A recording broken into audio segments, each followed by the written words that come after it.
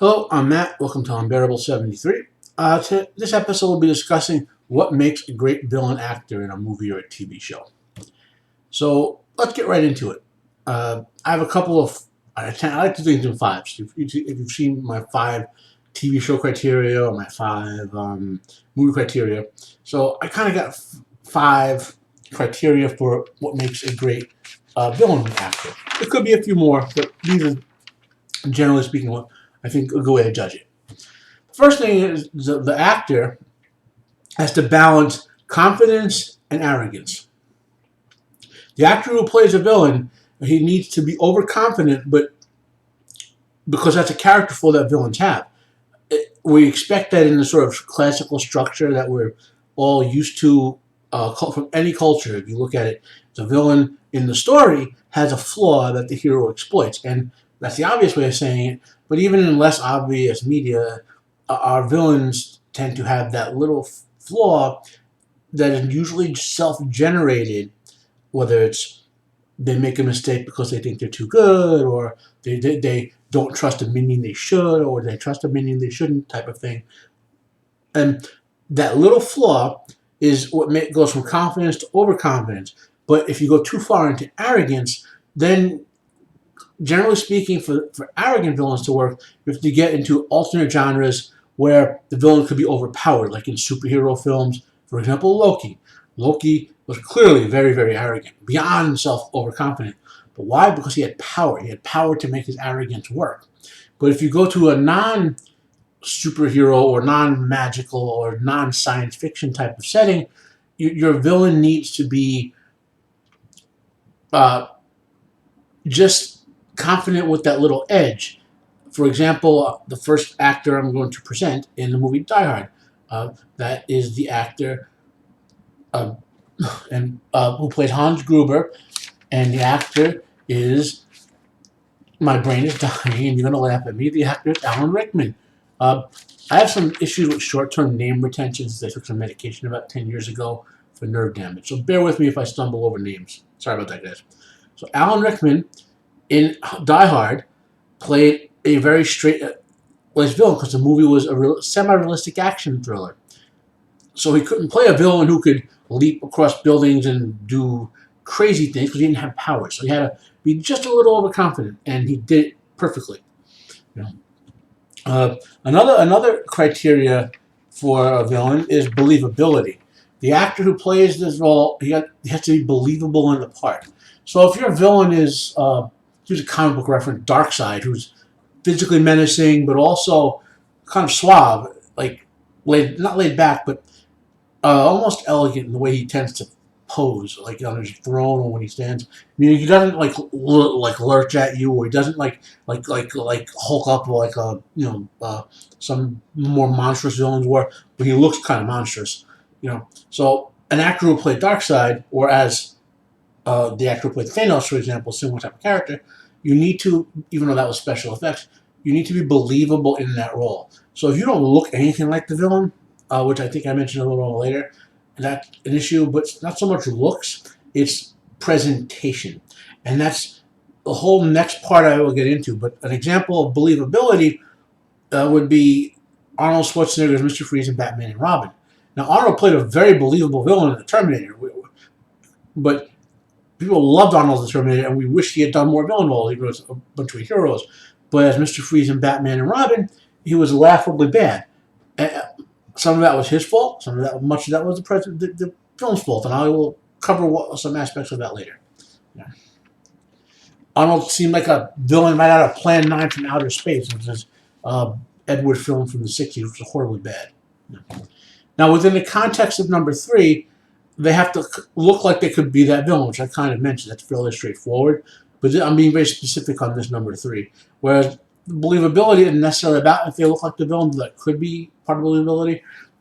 Very specifically speaking, if your villain is supposed to look menacing, another example, if you've ever seen the movie Bloodsport, Bolo Young plays Chong Li. Bolo is known for playing villains. He played the villain in Enter the Dragon who killed those 5 guys, and then he was like for their failure to apprehend Bruce Lee's character Chang. Bolo Young, whose real name is Yang Sei, if I pronounce that correctly, played great villains, but obviously Chinese language type of movies, you have to get the dub stuff. And he looks the part. He looks menacing. He's built, he's well in shape, he looks menacing. Now, number 4, it relates to how the presentation of the villain comes. And this is less on the physical looks of the actor and less on believability, which is the actor's acting ability in some sense. I'll use concepts from pro wrestling to convey this. There are 3 concepts that are critical here: selling, putting the other guy over, and the entrance. Okay, so what is selling? Selling is when one wrestler makes himself or the other wrestler or wrestlers in his match look like they really hurt him or their moves were effective, so to speak. So if I were a pro wrestler and I was wrestling a match and a guy hit me with a clothesline, I would want to make sure there was enough impact so you can't see me throwing myself back, but not enough impact that it would hurt me or him. So you have to sell. It's a skill to sell the other guy. One of the best sellers of all time, Ric Flair, Dusty Rhodes, even Hulk Hogan before the year 2000 when he was Hulk Hogan and NWA Hogan in early WCW, NWA, before it became horribly written. Those are some great actors who can sell. Another great actor who can sell, in my opinion, the greatest wrestler of all time, The Undertaker, Mark Calloway. The number 1 guy for being able to put over someone in the ring in terms of the top tier wrestlers. So let's move on to putting the other guy over, which is selling is the ability to put yourself over or the other guy. Putting the guy over is the actual act of it, meaning it goes hand in hand. So if I'm selling, I have to be able to put the guy over or put myself over. It's not, in other words, one is willingness and intelligence. The other is the ability to do. So if I'm putting another guy over, it means I'm actually capable of making the other guy look good or myself look good. And the last thing is the entrance. The entrance is, generally speaking, on a simple level, it's when the wrestler comes into the ring, but on a more complex level, it's when the wrestler makes his heel or face status known. And in wrestling storylines, you often know that there's a face or a heel turn. So someone could be a good guy and then betray their partner to become a bad guy, a heel, or vice versa. So the first entrance when they come in, the second entrance is when they present as a heel or face. And those could be identical. Sometimes they are.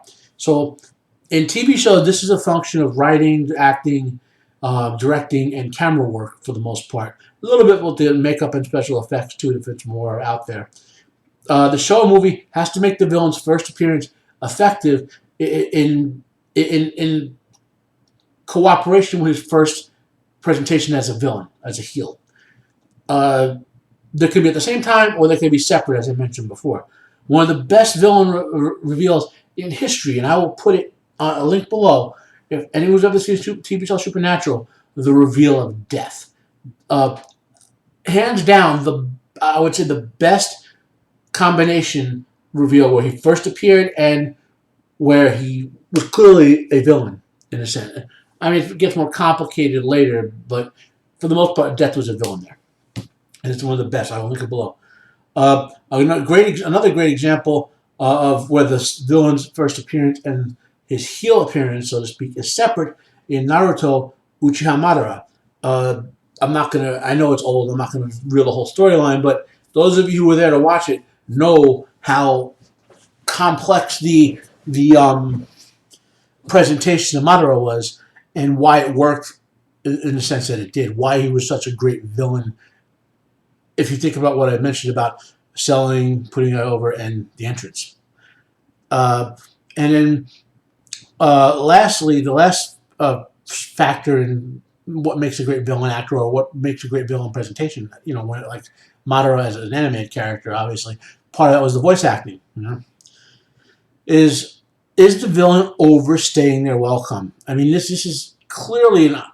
If the villain does too much, if he's a villain too long, meaning he should have been killed off but wasn't, or he comes back when you think he's dead. Uh, to refer to Naruto again is Orochimaru. Many people feel he should have been killed off far earlier than he was, and we shouldn't have seen him again after a while of that. And then another one in recent Star Wars Disney is the Emperor. The Emperor should not have come back. It was a Star Wars plot storyline, as said by Lucas, that when Vader became Anakin again and killed the Sith, but destroyed the Emperor and gave him his Vader persona, he ended evil in the galaxy, ended the Sith forever. Not criticizing Star Wars for being Star Wars. I'm saying the Emperor was a bad villain to make the mastermind of the whole thing. Conversely, just be aware though, there's a whole subset of horror films, slasher films are big on this, where they invert the sort of villain overstaying their welcome. They try to make the villain's constant return an actual feature of the villain being unable to be stopped, which is an interesting point, but I'll bring it up in another video. So that all being said, you should see on screen four actors up there. So these are four great villain actors. Now, Alan Rickman is the top left. You might see him as the top right, but he's played villains in a couple of signature films. In Die Hard, the greatest Christmas film ever done, he played Hans Gruber, who is a villain, wonderful villain. You love to hate him. When Hans got what he was coming to him, you wanted it and you enjoyed it. You're like, yeah, he got it. Another great villain he played in a entirely different type of film is Professor Snape in the Harry Potter franchise, and he brought an element of seriousness to those films that needed for Snape and the nature of his role in that. That's all I'll say, because I know little kids, not that I know little kids are hopefully not watching this, but at least for little kids' sake, that's why that's a little kid's film. I don't want to tend to spoil that. And then a lost villain role for him, people don't mention anymore. And really, he and the next guy on this list are the reasons to watch this film. You can pretty much skip any part they're not in. It's called Robin Hood, Prince of Thieves, where Kevin Costner played Robin Hood. It's the film infamously bad for having no accent. Christian Slater even goes like F yeah at one point. So Rickman played the sheriff of Nottingham. I don't remember the actor who played his mother, but she was another reason. Basically, the three villains of this are the ones reasons to watch it. And he chewed the screen time. Like there's even, I can't remember the line, but maybe I'll find a clip of it. I'll put it below. But he literally chewed the screen time as a villain. You not only enjoyed him on the screen, but you enjoyed when he got killed. And then the next guy I'll mention, who played Guy of Gisborne, was Michael Wincott. The guy literally had the voice of the villain. It was gravelly and stark, and he would talk and it was natural for him. He just sounded like a villain, His most famous is a movie called The Crow, which starred Brandon Lee and who tragically died in a stunt accident. It relates something in the film. And Brandon Lee, the way he played the Crow, the Crow is the effect. The way he played the character returning is he had a frenetic energy to the darkness, like he had to accomplish the mission, just driving towards it. And for the most part, most of Brandon Lee's scenes were like that, except he had a couple where he slowed down just to pace it. But the real counterbalance to that was in Michael Wincott's character, who was a seething, dark presence, who just, Brandon Lee was energy and he was absorbing it. The villain was trying to counter him in a sort of metaphysical acting sense. Another famous one mentioned is Guy Gisborne. So he played the best hench villain in the film. Another reason to watch it. And here's one that people probably don't remember. There was a Disney film, and I want to mention. When I mentioned Wincott and the next guy on the list, they're both in this film. And again, they're both the reasons to watch this movie. It's the 1993, maybe 94 Disney The Three Musketeers. Kind of a meh film, in my opinion.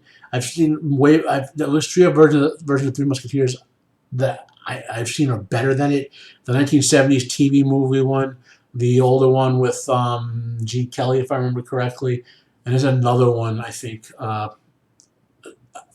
Maybe I'll do a Three Musketeers and go over different versions. So Tim Kelly, not Tim Kelly, Michael Wincott plays Rochefort, who's kind of like the captain of Cardinal Richelieu's guard, and he's like the physical villain of the thing who fights D'Artagnan and the Musketeers.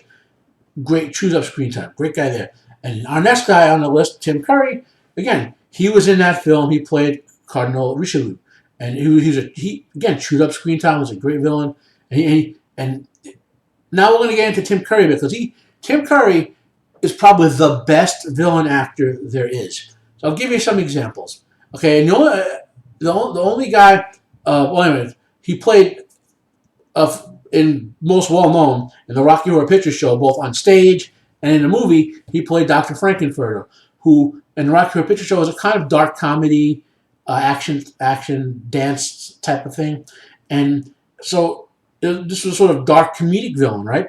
Well, several years later, in a movie called Legend, he starred opposite Tom Cruise. He played Darkness, literally the incarnation of darkness and evil, and whereas Dr. Frankenfurter was a sort of light, semi-comedic villain. Darkness was again, like Michael Wincott, a seething sort of absorbing the hero's energy on screen to balance type of role, but really like down. And he again chewed up screen time. I keep saying this again and again. He also played, I mentioned Cardinal Richelieu in the Disney Three Musketeers. And then conversely, in Muppets Treasure Island, a children's movie, he played Long John Silver. And in Stephen King's It, the TV movie, which was ruined only by the stupid animatronic spider at the end, he played Pennywise the Clown. And that was a great performance. Better, honestly, than the guy who played in the modern films. And honestly, I like the older film better than the new ones. It just felt more organic. Like the way they presented it. Maybe I'll do a film on that. Who knows? Write down both. If you want me to compare older to new, give me a comment. And one last guy who's probably forgotten by modern audiences, but shouldn't be, is Jack Palance. For years, this was the villain guy in Hollywood. I can't even remember all the villains he's played in his dozens of movies. Most notably to me, there was a fantasy film around 1982 called Hawk the Slayer, which was probably the best fantasy film prior to the Lord of the Rings trilogy. He played the villain as Voltan, and he chewed it way over the top, like in a good way. Like he dominated the screen when he was on there. Another example, he played Dr. Jekyll in one of the main Dr. Jekyll and Mr. This was called it's called The Strange Case of Dr. Jekyll and Mr. I like the novel. Some of them aren't always called the title of the novel. He played Attila the Hun. He's played murderers, mobsters. He's played evil aliens. He's played demons. He's played any villain role you can probably find a Jack Palance playing. He played bad cowboys. And I could probably add many other actors to this list. Lance Henriksen. Just to name another one off the top of my head. But I'm going to stop here because these are four versatile actors who are the epitome of who can play a villain, who is a villain actor, who as an actor can do the job, so to speak. So, what are your criteria for villainous actors? Who do you think are great villain actors, and who are your favorites? Who would you like to see if they've never played a villain before? Comment down below. Maybe I'll do a follow-up video if anyone comments, and give me a like if you like this. Dislike if you didn't. Give me a subscribe if you'd like to hear more of my content. This is Matt from Unbearable 73. Have a nice day. I am out of here.